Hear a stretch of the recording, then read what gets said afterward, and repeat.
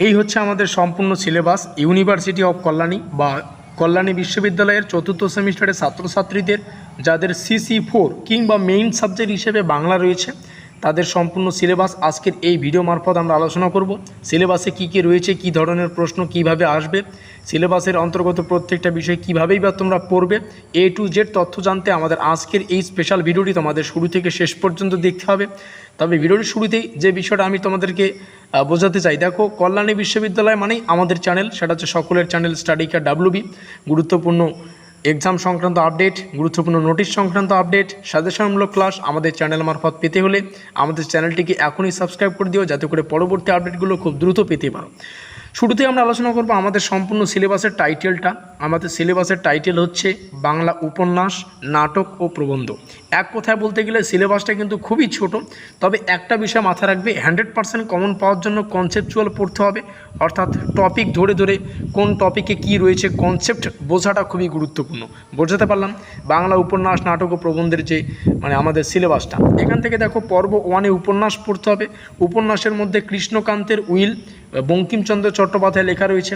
পর্ব 2 যেখানে উপন্যাস আরও একটা পড়তে হবে, যেখানে ডাকঘর রয়েছে রবীন্দ্রনাথ ঠাকুরের। এই যে দুটো টপিক মোস্ট ইম্পর্টেন্ট এবং এখান থেকে পরীক্ষা প্রশ্ন আসবেই, সেটা 2 নম্বরের হোক, 10 নম্বরের হোক কিংবা 5 নম্বরের হোক।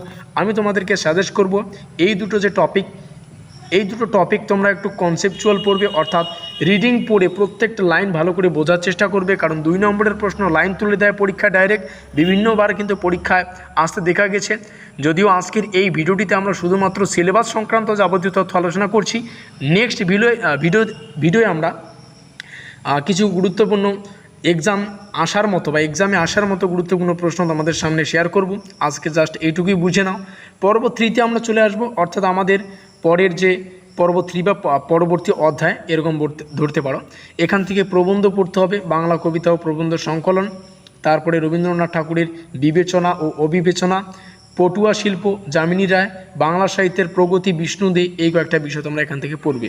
একটা বিষয় মাথায় রাখবে, উপরের দুটো টপিক মোস্ট ইম্পর্টেন্ট, অর্থাৎ এখান থেকে অথবা আকারের প্রশ্ন আসে, অর্থাৎ প্রথম উপন্যাস থেকে দ্বিতীয় উপন্যাস এই ধরনের প্রশ্ন আসে।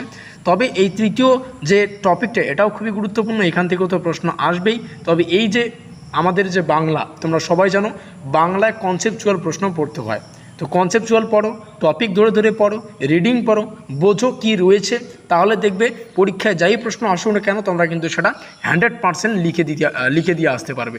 তো নেক্সট ক্লাসে আমরা এই সিলেবাসের উপর ভিত্তি করে সম্ভাব্য প্রশ্নের সাজেশন তোমাদের সামনে ভিডিও মারফত রেকর্ডেড ক্লাস আকারে তোমাদের সামনে উপস্থাপন করব। আজকের এই ভিডিওটি ভালো লাগলে অবশ্যই লাইক করে দিও, বন্ধুদের কাছে শেয়ার করে দিও। আমাদের আজকের এই স্পেশাল ভিডিওটি এই পর্যন্তই।